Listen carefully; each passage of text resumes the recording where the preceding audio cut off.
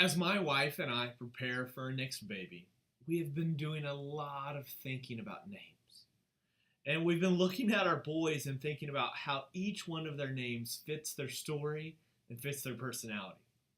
So it was very interesting to read an article about the names of God in this month's edition of the Homefront Monthly because that's been a topic of discussion in our house. So I wanted to make sure that you know that we make this resource available to you for free every single month. And you just have to stop by the parent resource table next to the kids check-in area in the children's center and pick up your copy. There's a stack of them there. Pick one up, pick two or three up, take them to your neighbors, take them to your friends at work. They are free to you and to use as you see fit. Proverbs 22 verse 1 says, "A good name is more desirable than great riches. To be esteemed is better than silver or gold." They're more than just a bunch of letters grouped together to sound pleasant to the ear. Names are more than a convenience, allowing us to talk to each other. Names are a gift from God. They contain His power. They define things. They define us. God said, "Let there be light," and there was. He named it into existence. God said, "Let there be an expanse between the waters to separate the water from water."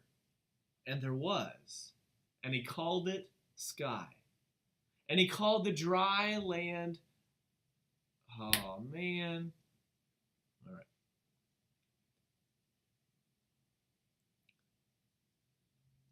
As my wife and I prepare for our baby, we've been doing a lot of thinking about names and a lot of discussing about what names mean. And as we look at our four boys, each one has a unique name that fits his story and his personality.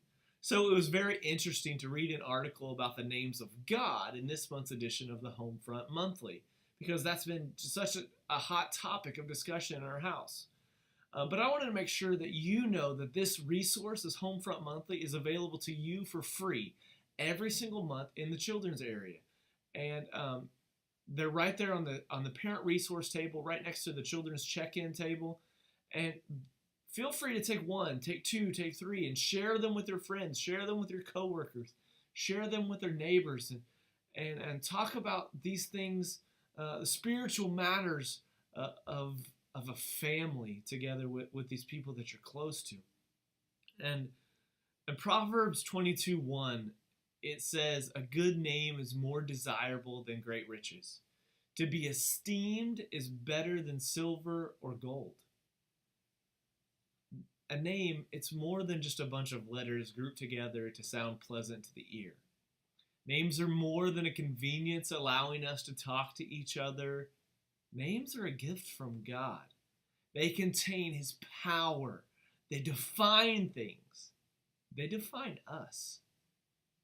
You see, God said, "Let there be light," and there was. He named it into existence. God said, "Let there be an expanse between the waters to separate water from water," and there was. He called it sky. And He called the dry ground land. From that land, God made man. He made Adam, which means earth. Then God gave the power to name to Adam. You see, Adam named all the animals. And he named Eve, which means mother of all.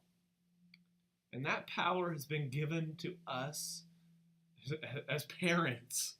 And it's kind of scary. Consider the freedom that comes in naming a fear that you have. More than a child, more than a life. Think about you personally now. Consider the freedom that comes in the naming a fear that you have, or naming the cause of a shame you hide, or the root of anger that's strangling you.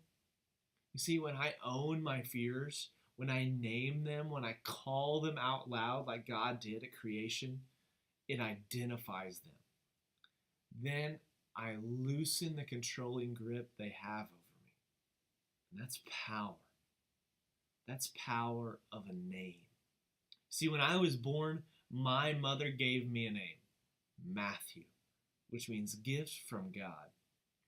And I will forever be thankful to this name as it grows with me for the rest of my life, because it reminds me to be a gift to those around me. Or simply, as our theme in this month's Homefront magazine is serve. I'm simply to just serve people and be a gift to them.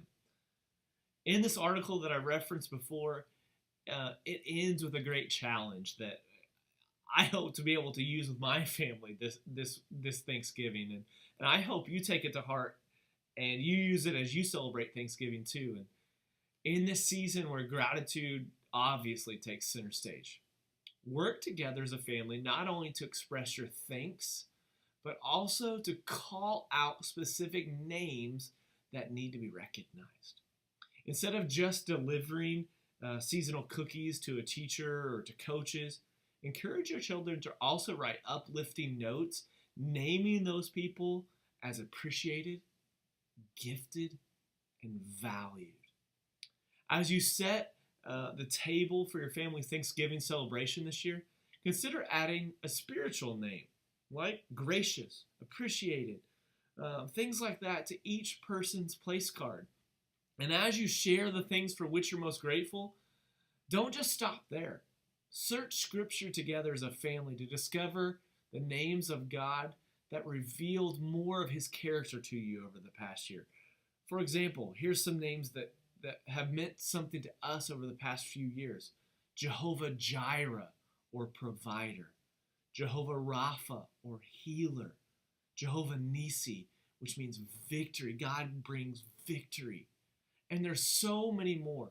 So as you search through Scripture for the power of God's name, I pray that you will forever be grateful and that He will call you out to be a servant to the world like He has been.